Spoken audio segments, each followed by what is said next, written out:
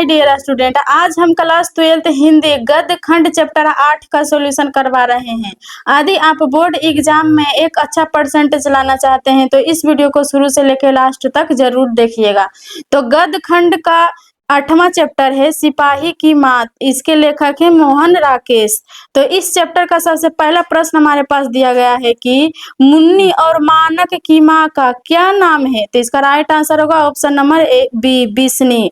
उसके बाद 2 नंबर का प्रश्न हमारे पास दिया गया है कि मुन्नी पठित पाठ के आधार पर निम्न में से कौन थी। तो इसका राइट आंसर होगा ऑप्शन नंबर ए बिस्नी की बेटी। उसका 3 नंबर का प्रश्न हमारे पास दिया गया है कि अंडे के छिलके के रचनाकार का क्या नाम था। तो इसका राइट आंसर होगा option number A Mohan Rakesh. उसके बाद 4 नंबर का प्रश्न हमारे पास दिया गया है कि परमात्मा आपको सुखी रखे यह कथन किसका है। तो इसका राइट आंसर होगा नंबर ए आगंतुक लड़की। उसके बाद 5 नंबर का प्रश्न हमारे पास दिया गया है कि सिपाही की माँ शीर्षक पाठ में कुंती कौन थी।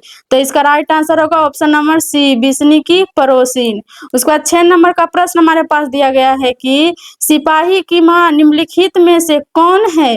तो इसका राइट आंसर होगा ऑप्शन नंबर बी बिस्नी।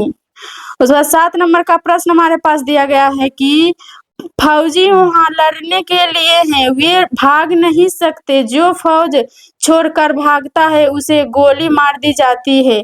उपर्युक्त उदाहरण किस पाठ से लिया गया है।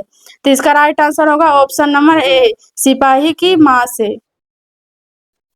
उसके बाद 8 नंबर का प्रश्न हमारे पास दिया गया है कि सिपाही की माँ एकांकी के एकांकीकार यानी रचिता का नाम बताएं। तो इसका राइट आंसर होगा option number A Mohan Rakesh. उसके बाद 9 नंबर का प्रश्न हमारे पास दिया गया है कि मोहन राकेश का जन्म कब हुआ था। तो इसका राइट आंसर होगा ऑप्शन नंबर बी 8 जनवरी 1925 ईस्वी। उसके बाद 10 नंबर का प्रश्न हमारे पास दिया गया है कि मोहन राकेश का निधन कब हुआ था। तो इसका राइट आंसर होगा ऑप्शन नंबर सी 3 दिसंबर 1972 ईस्वी। उसके बाद 11 नंबर का प्रश्न हमारे पास दिया गया है कि मोहन राकेश का जन्म कहाँ हुआ था। तो इसका राइट आंसर होगा ऑप्शन नंबर डी। उसके बाद 12 नंबर का प्रश्न हमारे पास दिया गया है कि मोहन राकेश के बचपन का क्या नाम था। तो इसका राइट आंसर होगा option number A Madan Mohan Guglani. उसका 13 नंबर का प्रश्न हमारे पास दिया गया है कि मोहन राकेश रचित एकांकियों के नाम बताएं। तो इसका राइट आंसर होगा ऑप्शन नंबर बी।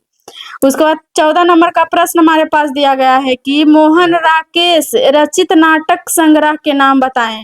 तो इसका राइट आंसर होगा ऑप्शन नंबर डी उपर्युक्त सभी।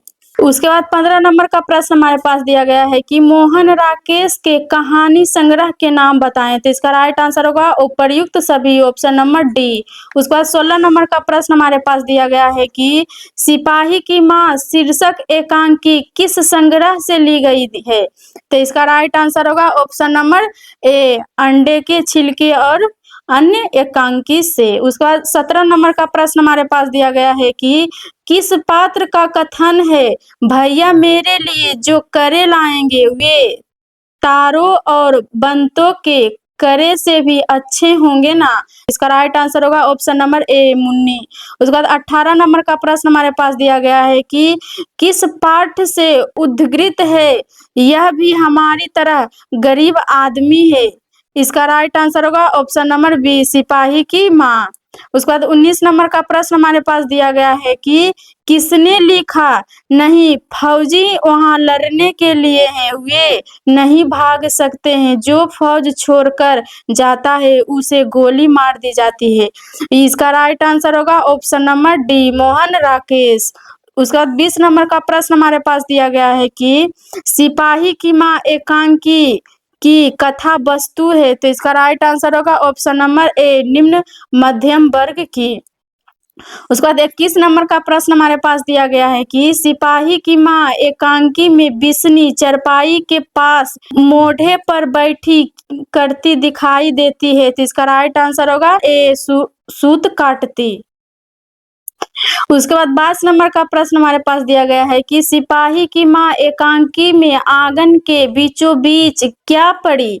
तो इसका राइट आंसर होगा ऑप्शन नंबर सी खस्ता हाल चरपाई। उसके बाद 23 नंबर का प्रश्न हमारे पास दिया गया है कि मोहन राकेश की एकांकी का शीर्षक है, तो इसका राइट आंसर होगा ऑप्शन नंबर बी, सिपाही की मां।